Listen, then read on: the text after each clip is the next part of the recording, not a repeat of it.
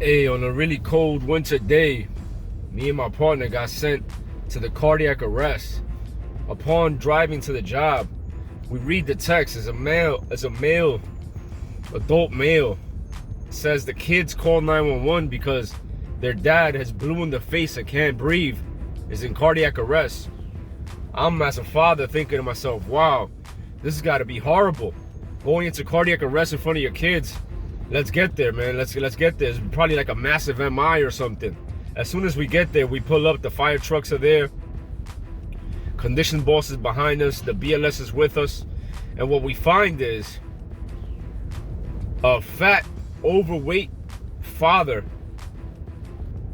who is basically just a sperm donor, is not a father, and is not a man, sitting down on the floor with his head down, looking like he's in cardiac arrest. But I could already tell it's not cardiac arrest. By the way the apartment looked, it was disheveled, it was dirty. Let's check for pulse anyway. We check for pulse. He has a pulse with agonal respirations. We check his eyes, pinpoint pupils, breathing 3 to 4 times a minute. What do you think it is? The opioid pandemic, epidemic, whatever it's called. This guy was high and overdosed on heroin in front of his kids.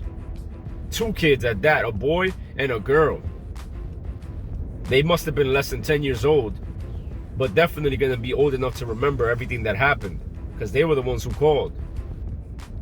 And it reminds me of something that always happens, where a lot of times EMTs and paramedics pull up to jobs where there's drunks or drug addicts and feel bothered and look down on these patients because either they stink, they have urinary or fecal incontinence, they're a burden because we didn't have a chance to eat and they're interrupting our food by not really needing an ambulance, just wanting a ride to the hospital.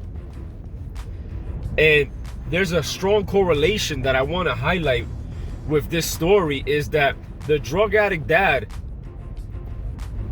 the drunks that we pick up on the street, and you and myself have something very in common, and it's that we run to what we feel is going to make us feel better, knowing that we're not supposed to be running to it. So, for example, an obese person, a drug addict, and an alcoholic have in common that they're depressed, they have negative self-talk, and they run to their vice of choice to make themselves feel better. Are you guilty of that? I know I was. So, whenever you reach a patient who has a substance abuse problem, understand that first, they're human, they need you. Secondly, they're mentally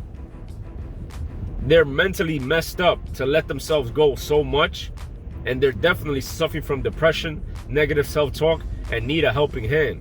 And I had to catch myself with this guy, because while we were resuscitating his drug overdose, I was also speaking to him in his ear like, yo, what the hell did you do, man? Why would you do this in front of your kids? As a dad, it bothered me, it irked me so much that I couldn't maintain the professionalism throughout the whole time, and I had to bring it to his attention. Why did you relapse, bro? Why would you relapse under these circumstances at home? My partner had to tap me on the shoulder and tell me like, yo, just chill, bro, just chill. And I did. And we took him to the hospital. But I checked myself and I was like, listen, man, this guy is just suffering from the same things we suffer from. So if you're running to cupcakes, beer on the weekends after a long week of work, cigarette at the end of the night because you're stressed, if you're running towards pornography to make yourself feel better, if you're running towards arguing with your significant other or raising your voice at your kids and letting your stress go out through anger or sharing the anger with somebody else, you're just as bad as the guy who did that in front of his kids.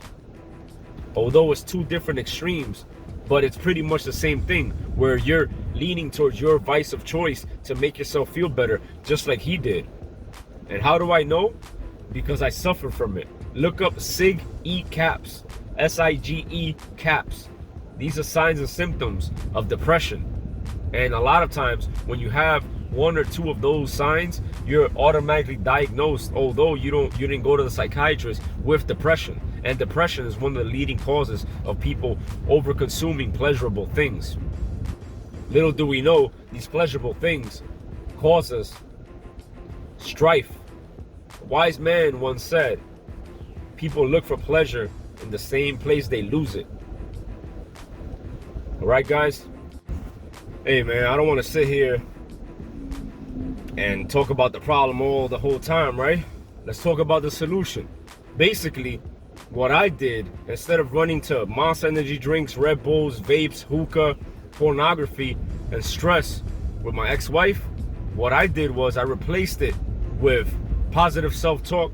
I replaced it with physical fitness. I replaced it with healthy eating habits, healthy sleeping habits, discipline. I replaced it with mentorship from people that help me see the path. I replaced it with selflessness. And I tell you, now that I've been tracking my macronutrients, like I literally prescribed myself a specific amount of protein, fat, and carbohydrates. Like, did you know that half of the neurotransmitters in your body and hormones are located in your gut area? That's why food affects you so much. So I'm eating a very specific amount of every single macronutrient to feel all the energy that I feel that you're perceiving through this screen. Along with the workout, along with the martial arts, along with having an awesome significant other. And I wish that upon you guys. So that's the solution. Hit me up.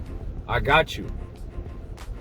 If you feel like you're leaning towards the wrong things to make yourself feel better, you most likely are. And I can help you. Comment down below. I got you. I hope this helps. Peace.